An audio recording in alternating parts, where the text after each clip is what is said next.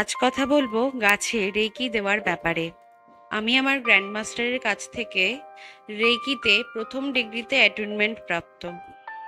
খুবই স্বল্প জ্ঞান রাখি ঠিকই, কিন্তু মনের বিশ্বাস, গুড ভাইবস, পজিটিভ থটস এবং পজিটিভ এনার্জি প্রত্যেক দিন গাছকে দিয়ে আমি সত্যি সুফল পেয়েছি। প্রথমে হাতের তালু দুটো গরম হবে, কিছু ফিল হবে হাতে, আর তারপরেই একটা সুন্দর ভাইবস পা থেকে মাথা পর্যন্ত ছড়িয়ে যাবে। তখনই যদি মনের পজিটিভ এনার্জি, পজিটিভ থটস তুমি যে প্রাণযুক্ত বস্তুর মধ্যে দেবে বা বিষয়ের মধ্যে দেবে, সেটা কিন্তু সত্যিই কাজ করবে ম্যাজিকের মতো।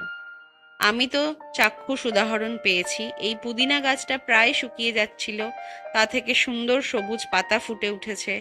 হ্যাঁ, দীর্ঘ যত্ন, রেগুলার পরিচর্যা তো বুঝলাম, কিন্তু পজিটিভ থটস গাছকে দেওয়া, যে গাছ তুমি সুন্দর করে বেড়ে উঠবে, তোমার পাতা সতেজ হবে, তোমার ডালে ফুল আসবে, খুব খুব দীর্ঘজীবী হবে গাছ, তুমি এইভাবে যদি বলো না গাছকে রেগুলার, সত্যি এটা খুব খুব কাজে দেয়।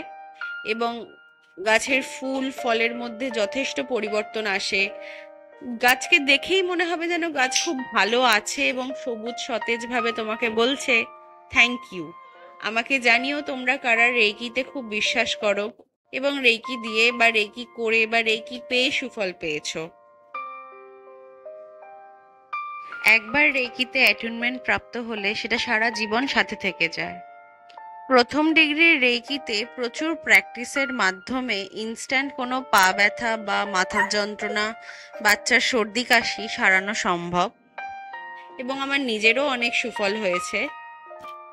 রেইকি দ্য কসমিক এনার্জি প্রচণ্ড হাই অরাযুক্ত একটা পজিটিভ এনার্জি, যেটা আমি আমার কাছের মানুষদের এবং সংসারের বিভিন্ন ক্ষেত্রে দিয়ে থাকি আর উপকৃত হয়েছি।